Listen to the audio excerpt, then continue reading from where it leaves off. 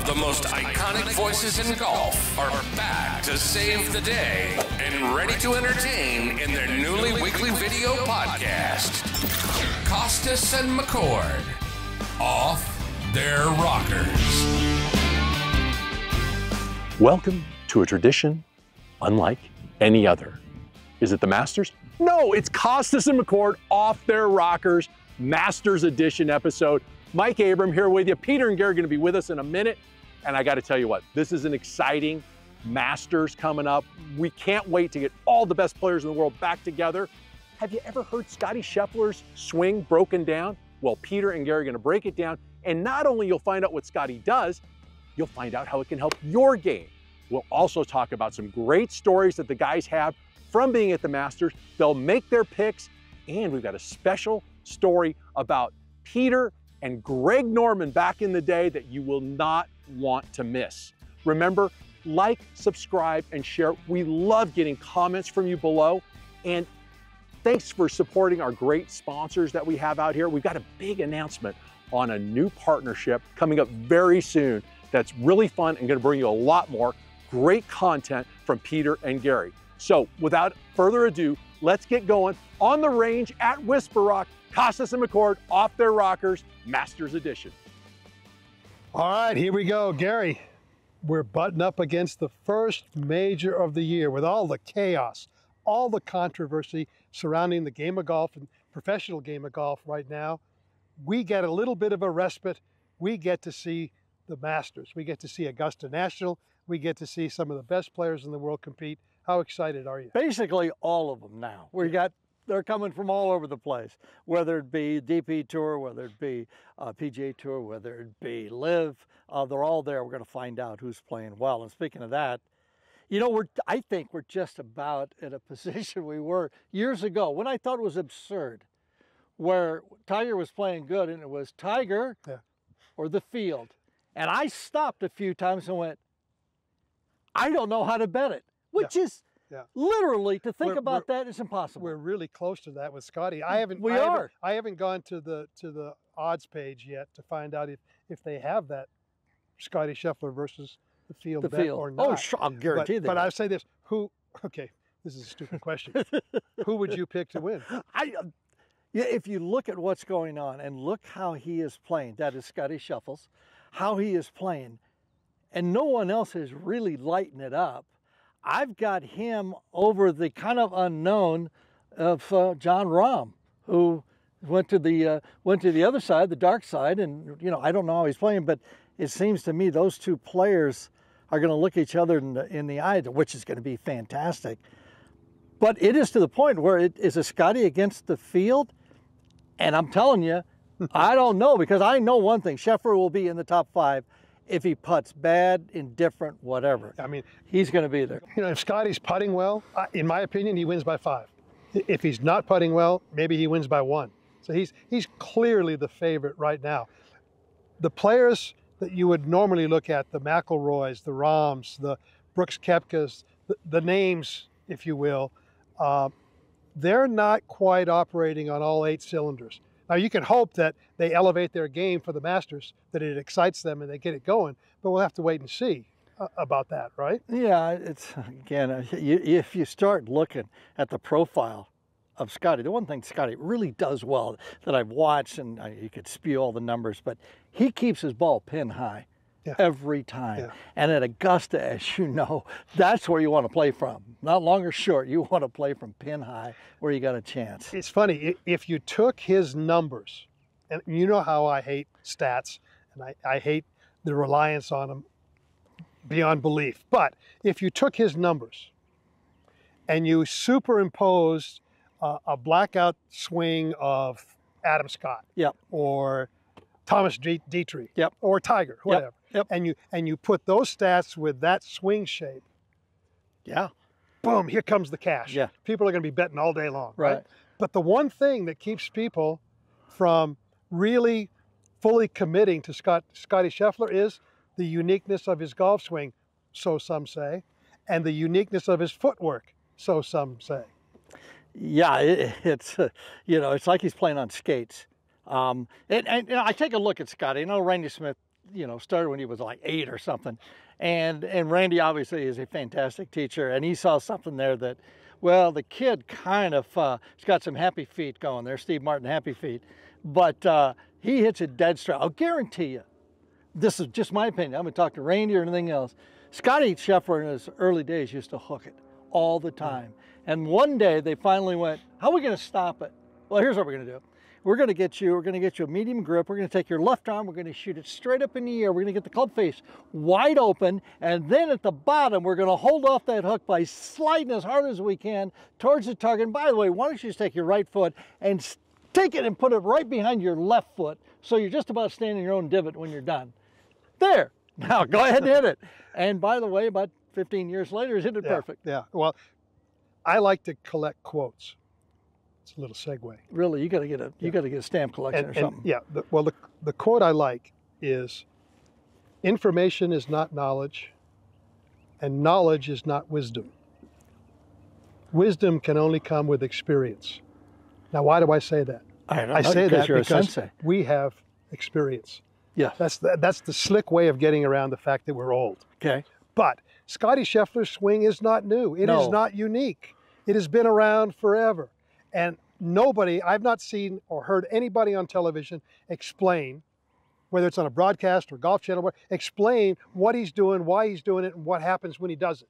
Right? Yep. So how about, it's Kostis and McCord off their rockers. How about if we get off our rockers and let's go share some of our wisdom about Scottie Scheffler's footwork, why he does it, what it accomplishes, and what maybe can happen to help your game at home with this footwork. Maybe not to Scottie's extreme, but if you learn the fundamentals of this footwork, I guarantee you it can help your game. What do you think? Well, why not? Do you need help getting up? No, but you know, if I move my right foot behind my left, look at that. Yeah, look at that. I can get right. It works. All right, Scottie Scheffler's swing. Now, I said there's nothing new about it, and I will give you a couple of names. Okay. Greg Norman. Yes. Mark Calcavecchia. Yes. Billy Casper. Yes. Let's go back in the day. Yes. They all did what? They all did that. All did that. Now, my question is, I know why Mark did it because You were teaching him. Yes. In your opinion, what got those guys to make that move? I remember asking Greg Norman that. When he hit at the Augusta and he hit it in lot 5 up there to the right with a 4 or 5 iron the last hole, yep. And he was up there playing with the people and he lost the tournament. And I remember it wasn't long after I said, why are you shuffling this way and dragging the right foot right against the left? And he looked at me and he goes, because I hooked it and I hated hooking it. And I'll guarantee you, I mean, Casper was the same way. Casper went hitting sloppy hooks to go like this and hitting cut shots. He just wipe it and it would just cut like that. Gilder, same thing. Calcavecchia, as you know. And these guys all had one thing in common that I saw playing with them and so forth, that the guy like Calcavecchia and especially Scottie Scheffler, their left arm went way up in the air and the club face was hanging straight down, meaning they didn't want to hook the ball. Correct. And I don't know anything about, I know Randy Smith has taught him since he was a toddler, that along the way... Scheffler, you mean? Scheffler, Randy Smith watched him hit balls and goes, okay, you hook it way too much. Here's what we're going to do. We're going to get your left arm in the air, you're going to get the club hanging down, and then we're going to go like that. So that heel never, ever passes and lets the toe pass it. It's going like this, and he's controlling the club face. And it seems like every one of those guys, am I close? It does it for the same reason. Yeah, stand here.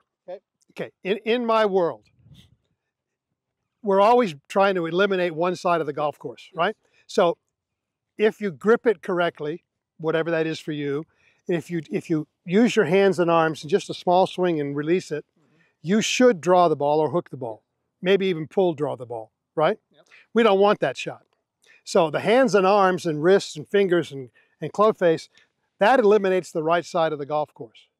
Now the rotation of the body slows down the rotation of the club face. That eliminates the left side of the golf course. And everybody wants to know what timing is in the golf swing. Well, the timing is the rotation of your body rotation of the club face, match them up for the shots you want to hit, right? So the hooker's way too much blade rotation, not enough body rotation, right? Yep. So now, and we see a lot of people who, we call it hump the ball, the early extension, whatever. You can't rotate your body if you're doing that. So you're either going to play a block or you're going to flip hook it, right? So it's action, reaction. We know we want the hips to clear. Well, as the hips clear this way, counterclockwise, yep, the feet are working clockwise. Okay. The pressure in the ground. You have to have an equal and opposite force to balance out. So when I go this way and then push off this foot, the force in my ground is going clockwise. That allows me to turn my hips faster, right? Also, what happens, action, reaction, the more this foot slides to the left foot, this left leg better post up. In other words, if I get here, this leg better post up, otherwise I'm going to fall on my butt. Yeah, if you go this way, you're going to, already. You come over here now. Okay. And just make some practice swings and just drag your right toe over to your left toe. Not behind you, just over to your left. And again, I remember playing with Casper, watching him, and I always hooked it.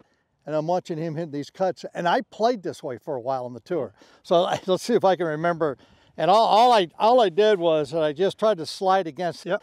I didn't go like Scheffler going backwards behind it. I just slid against it. We'll get to that in a second. Go ahead. Just, you don't even have to hit a ball. Make a couple practice swings and do it. Well, I'll just hit a ball, show you the athletic ability of a 76-year-old. Watch this.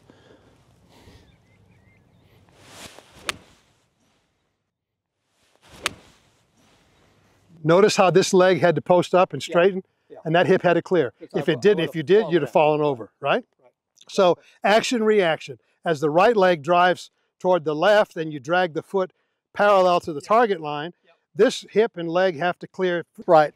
Humans want balance. Right. Right? Right. Okay, now, this, the early extension, the spine straightening up, and the shoulders coming through flat, that's a no-no in the golf, right? Yes, because now I'm dumping, I'm going like this, and it's either going over there or over there. And so now we're going to go, go ahead and set up. Okay.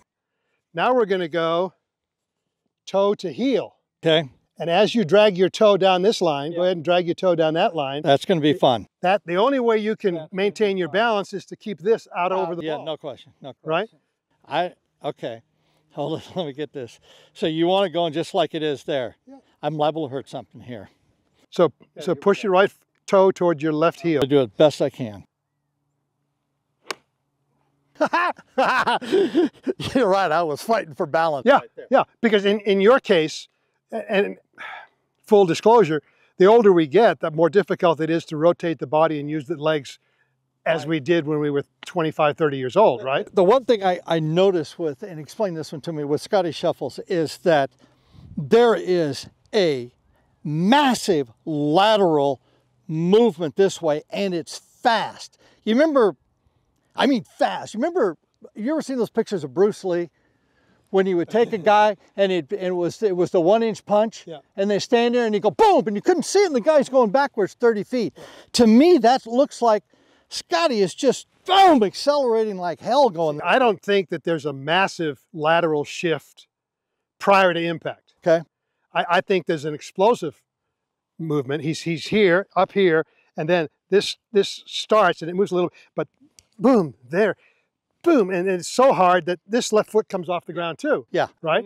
Half the time he's doing the Scottie Scheffler thing again, but that is speed. He will never be accused of hanging back on his right side. No, like a lot of guys when they get nervous. Going this way. So go ahead, right toe to left heel. Okay. Complete your backswing, right toe to left heel. I haven't got a backswing anymore. You know that. Okay, here we go. It's gonna look something like that. I'm going to pull a grind, I know it. I hit the crap out of that one. So I literally was falling down. And we can go back even farther now. You either have to have active feet and a quiet head. Wait a minute, explain that. In other words, active feet. A lot of footwork, you have to have a quiet head. Okay. Right? Okay. Or if you have a moving head. Yeah. you know, an old Jimmy Ballard type swing, then you have to have quiet feet. Yeah. You can't have both. You can't have active feet and an active head, right? So Nicklaus had a very quiet head. Yes. It's the stories, Jack Grout holding his hair. Yeah. All right. Yeah. But Nicklaus took lessons from Jack Grout, who was in some fashion or form mentored by Alex Morrison. And Alex used to take, he had a yardstick, and he used to, go ahead and set up. Okay. This is going to be fun. He used to whack. I got whacked before too. See? Down here. I got whacked here. And he wanted If I didn't. the right foot, the heel to stay, the inside of the foot to stay down, the outside to come up, and then you go. Yeah. That keeps the knee inside of the line. Yeah, I was taught always to keep the knees on a straight line and never get that knee outside like JT or somebody like that. Right, right. So that's why guys that go this way end up with problems if they don't time at 100%, right? Yep. So Nicklaus had a quiet head, and he was able to be very active with his feet. His left knee would get way the hell over here. He'd come, but he always went off of this foot this way. Yep. Never this way. Yeah. Right? That's a version of what we're talking about with Scottie Scheffler and Casper and Norman. I'm Cal. pretty sure then you did this drill with your guys when you wanted them to push and go that way. Yeah. It's the old ball back. Yeah. Which didn't allow you to get the weight to the outside. But Scottie Scheffler's footwork is easily explainable in the sense that it's action-reaction. It's physics. The more you drive off your right foot toward your left foot. Yeah, I've got a center of gravity which is right about here in my golf swing, and I'm trying to keep that stable. But I can see when I'm moving this back, my CG is going this way. It's going. At least it's not coming this way. But I've got to lean over to counter that movement going this way, which is interesting because every tour player is down here. They're pushing off the ground here and going up. And I can see right there, when I start doing this, I got to lean more and more over to counter the CG moving this way. Center of gravity. Yeah. Make a practice swing. No ball. Just make a practice swing and move your right foot back toward your left. And if I don't let you, you're going to fall over. Fall over. There's no two ways around it. So if you want to get rid of, let's switch places. You want to get rid of early extension and stuff like that, then work on this, because the more you do this, the more this has to stay over, and the more you'll have your spine tilt coming forward. Okay. So it's very simple. Go up here. See? And that lower body action forces the upper body. Mm-hmm. You can't just work on maintaining your spine angle, because if the lower body's not working correctly, then and you maintain the correct spine angle, you're going to fall on your ass. Yeah, yeah. It's no good. So hit me one more. Okay. We'll wrap it up. But this is what Scottie Scheffler does, and let's also go back a minute to our wisdom, old age BS. Yes. When Nicklaus or when Norman or Cal or Billy Casper was doing this with their footwork, it was still a game of control. Mm-hmm. Yes, right? It wasn't massive. They did this. They hit the ball hard, but they were never as violent as they are today. Today it's a game of power, right? So all Scottie's done is ramped up the energy in his footwork to match the power game, right? If we went back to Persimmons and a control game, right? Yeah. It probably wouldn't be as active. No, because none of those guys we mentioned had the exotic movement of his right foot that Scottie does. I mean, it is so far. Sometimes it gets past, you watch him, it gets past his front foot. Yeah. Then he's got to replace over here, so that's why you see the Scottie Shuffles thing. Yeah, but it's all because the violence of the feet is because of the power game that we're playing these days. Here's what I'll try to do for you. Oh, boy. Yeah. I'm going to pull something right in here. Yeah. Okay? I'll help you up. So I'm going to go, and this is going to be my last swing, maybe forever. I'm going to go hit this hard as I can, and I'm going to really Scottie Shuffles this thing.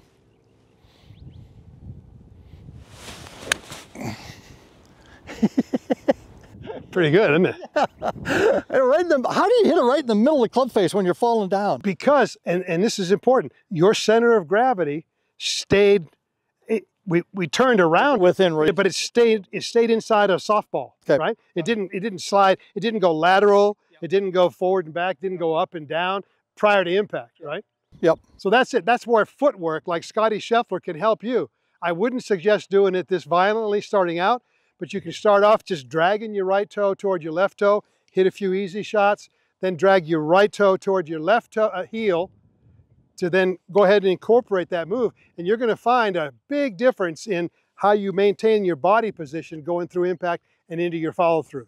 There you have it. Wait, hold it. Anybody got any ice? That last one might have dislocated something. Yeah, you got to warm up more at your age, right? I can't warm up. All right, we've discussed Scottie Scheffler's golf swing. Hopefully we've explained it to where you might be able to understand it. Now, Masters coming up, we got to make some picks. Give me a favorite. I'll let you go first. Give me a favorite. Give me a dark horse. Okay, do we take Scheffler out of this? Are we getting Tiger? No. We're gonna. Okay. Well, I'm gonna take Scheffler. Okay, and a dark horse, I'm gonna take Ludwig Oberg. Wow. Go ahead. You went out on a limb there. Yeah, I did. Does that mean I can't take Scheffler? No, you can take anybody you want. You're an idiot if you don't take him. Go ahead, show your idiocy. No, take somebody else. I dare you. A lot of people have called me idiot. Not as many times as you do. No, I know. I'm very good at it. I'm going to take Scheffler as well. Yeah. I just think his ball striking is immaculate right now. And now I'm going to do the one thing that a bettor should never, ever do. I'm going to go with my heart. Yeah, you should never, ever do this. But I think somehow, some way, Rory McIlroy figures out a way to avoid the big number, gets the Grand Slam. You're betting with. Yeah, I'm just betting with my heart. And it's not even a dollar. It's just this tape. You and I. Yeah. So there you have it. For a beer. I gotta go. I gotta get some ice. Get some ice. It's in the bucket on the cart. I'm gonna walk with a limp for the rest of my life. Don't go away, because when we come back on Kostis and McCord Off Their Rockers, Peter shares the incredible story of CBS Sports and Greg Norman that you don't want to miss. Kostis and McCord Off Their Rockers. We'll be right back. Imagine a putter that will actually transform your game. Introducing Lab Golf Putters. The revealer shows how the Lab keeps the putter face square through impact unlike any other putter. Lab is the hottest putter in professional golf with multiple global victories in 2023, including the PGA Tour. Lab breaks the mold with better science so you can stop struggling with your putting. Elevate your game, simplify your putting, and untorque yourself. Visit labgolf.com to discover how Lab putters are remaking the game. Visit our website, KostisMcCord.com. Subscribe to our YouTube channel or podcast, and follow us on social media at Kostis McCord Off Their Rockers. And now, on Kostis and McCord Off Their Rockers, our favorite time is story time with Peter and Gary. Well, Peter, remember the last time we went over my Masters story and what happened in that great establishment at Augusta? Bikini wax. They're so fast, I don't think they mow them. I think they bikini wax them. Anyway, you have a story that I remember, and I don't think I was there, but I remember you telling me about it. Can you go over that story again? Yeah, this was PM. PM, post McCord. Yes.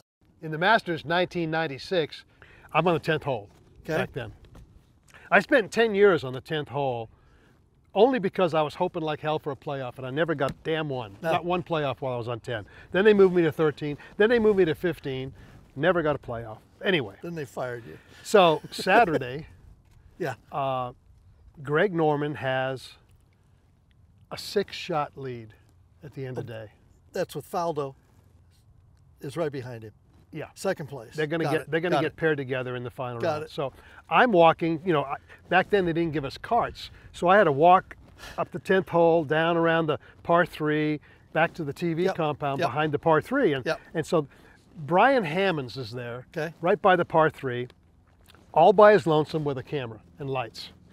And this was the first event, basically, that Golf Channel covered. All right. Because that's when they were born that year, and they had one guy up there, and he's getting ready to do a stand-up back to Orlando. So I just stop and say hi to him and whatever, and he goes, well, it looks like Sharky's going to finally win his green jacket. Now I'm thinking, I know Brian, he's a good guy, and we're going to have this conversation just like you and I are having this conversation now. So I said, well, Brian, I'm not sure. I mean,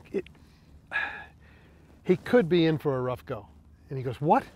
I go, yeah. I said, look, Butch changed his grip on Tuesday. He strengthened his grip. He went out Thursday with the grip, maintained it all day long, played great, had a 2-shot lead. Friday, I notice his grip gets a little bit weaker. You know, under pressure, you revert to instinct, right? Well, there's no way in hell you can change your grip on Tuesday of the Masters and have it be instinctive as the week goes on, right? But now he's got a 4-shot lead Friday night. Then he plays Saturday, and the grip is weaker still. It's almost back to where it was before Butch changed it. Now he's missing it both ways, and as you know at Augusta, missing it both ways is it's a nightmare, basically. It's a no-no, yes. So I just explained this, you know, to Brian, and I said, you know, I don't know what's going to happen, but he could be in for a long day if he doesn't get this sorted out. Yep. You know. And so I walk to the compound. I go home, sitting in our house, having dinner, whatever. I wake up the next morning. I go in the compound. I walk into the main room. Yep. And you know, Frank's office is over there Frank to the right. Canyon, yeah. And so I hear this, Kostis, get your ass in here now. Oh, that's never good. And I go, oh, this is 9 o'clock in the morning on Sunday. What do I do now? And so I go in, and there's Frank and Jim Nance in there. And he goes, sit down. I go, okay, what's up? He goes, did you tell the whole world Norman was going to choke today? And I go, Frank, I don't think so. I mean, if I did, I would have remembered it, but I don't remember it. He goes, well, I just hung up the phone, and he wants to put his hands around your neck and squeeze you to death. Wait a minute, how'd they find out? Did Brian Hammond say something on the air? And I go, I couldn't figure out what was going on. Oh, okay. Okay. Then I find out that Golf Channel bought time on the local CBS affiliate in Augusta. Uh-oh. Right? Uh-oh. So now, when Brian does his stand-up, right, they ask him what the mood is in Augusta. And Brian goes, well, ladies and gentlemen, just about everybody I've talked to here thinks that Greg Norman's going to win his first of many green jackets. Except, interestingly enough, just moments ago, I had a chat with CBS's Peter Kostis. And Peter rambled off some technical stuff about his golf swing and thinks Greg might be in for a long day. That airs in Augusta. Because at that time, the viewership of the Golf Channel was nada, right? Who's watching that? And God knows why he's watching TV on Saturday night before his final round at Augusta. It's Greg Norman. So Greg interprets what I said, that I called him out and he was going to choke. So Frank says, you idiot, keep your mouth shut. How many times have I told you? And I go, he says, get out. He throws me out of his office, right? Now, I walk out, kind of slam the door. And I kind of slam the door? Kind of, you know, you got to be careful with Frank, right? Yes, you do. And so I walk out and go, you know what? I walk back in, open the door, and I said, you know what, Frank? If all he's got to do on the morning of arguably the most important round of golf of his life is call you and bitch about me, he's more fucked than I thought. And I walked out, and this time I slammed the door. A slight slam? No, it was a slam. Second one, okay. Yeah. And Nance is sitting there, and Nance can verify this whole thing. He was sitting right there. And so back then, we used to have a Calcutta. Mm-hmm. And there was a fair amount of money involved. Drunken money involved. Yeah, but Frank had Greg Norman. The plot thickens. And so now, about, I don't know, 3-4 minutes after this whole thing's done, I'm out in the main part of the office. Frank sticks his head out the door and he goes, anybody want to buy Norman for $2,000? I do, you know, I was home watching on television and I was, you know, 6-shot lead. you're going to watch for about the first 9 holes, because if he's even or you know, if he's gains a couple more strokes, there's nothing going on. And as you know, the back 9 at Augusta on Sunday is always good. So I'm sitting there watching, and you know, he is getting a little clumsy with everything he's doing, kind of like you pointed out, and you could start to see the slow train wreck as it was starting. Yeah. And it ended up in the back 9, it got a little goofy for him. I think he ended up shooting 78, I believe, and Nick Faldo shot 67. Yeah, it was a huge difference. I'd say one of the biggest keys, in my opinion, was Faldo getting in the final pair. You know, the way he finished on Saturday, he got paired with Greg Norman, so it was eyeball to eyeball. Yeah. And I think that hurt Greg as much as it helped Nick. Yeah. Right. Yeah. And so he's struggling the front 9, and he's holding it together with Band-Aids and what. And I remember Venturi, when they got to 9, they said, you know, that had that front pin, and he goes, absolutely, Cardinal sin here, you cannot miss it short and have it come down the hill. Bingo. Greg hits it, doesn't hit it up on the plateau, it comes back off. I think he made double there, right? And so then now you could get this sense. Now you could see the train wreck starting to form. Right. And it was painful to watch. He came to 10 on my hole, and he missed it short left. Ooh, and it was just awful down there. Right. And you could tell that, I mean, he was searching. He was struggling. He was fighting his butt off. No two ways around it. But he had no bullets in the gun. Yeah. Right? Yeah. And Faldo is just sitting there like, okay. Yeah, measuring it out. I'm reeling him in now. And it progresses. And I remember the distinct picture of Greg trying to chip in on 15. Yes. And then falling to his knees and and whatever. And it was just a miserable, slow train wreck. Yeah. Yeah. You know, and to Nick's credit, he played a superb. I mean, you shoot 67, 5 under in the final round of the Masters. That's golfing your ball. That's pretty special stuff. But everybody was fixated on Greg's, you know, death by 1,000 cuts. It was just like he couldn't put anything together. Yeah. Yeah. Then the next week, I'm thinking it's over, right? And it's like everybody's stunned. Right. The gallery is stunned. I mean, it's like, what happened, right? And so we get in our car and drive to Hilton Head, as you know, Saturday. I'm walking with Greg Norman. Ah, this ought to be fun. So did you plead with Frank not to go in the group? No, I stayed as far away as I could, or whatever. We get to the 18th hole, and we're crashing off the air as soon as he makes the last putt. Okay. So I'm no idiot. I'm not going to walk all the way up to the green, not being able to say anything, and then walk back, because our compound is back toward 16. So I'm starting to slowly walk back toward 16. He putts out, and we crash off the air. And next thing I hear is, Peter! And I turn around, and it's Tony Navarro. It's Greg's caddy. He's yelling at me. He goes, Greg wants to talk to you. And I'm thinking, I honestly thought, shit, did I say something that he heard me? Did I disrupt him? Did I get in his way? Yeah. Because that's my first concern as a walking on-course guy. You don't want to disrupt play. Right? I didn't even dawn on me about Augusta. I had put that to bed. Okay. He goes, come on, you got to come back. Greg wants to talk to you. So I walk all the way back. He signs his card, and we go underneath the bleachers at 18. Not good. Stay out in the middle of the public. No. Okay. And he starts to berate me. About the Masters. About the Masters. How could you do that to me? How could you say that? Whatever. And I said, Greg, look, first of all, I thought it was off the record, so I didn't think it was going to go anywhere. Number two, I mean, what happened? You know, I feel bad for you, but you know what? You struggled with your grip change and whatever. And so we go part our separate ways after a couple of Did you? In the chest? Counterpoint in the chest, the bleachers. Underneath the bleachers, whatever. And the final culmination of the whole story, from my perspective, is back then, CBS had lost NFL football, and we did all that goofy golf stuff in the fall. Remember the Shark Shootout? Yep. And so we're doing down the Shark Shootout. This is now November. And he's hitting balls. And he asked me to take a look at his swing.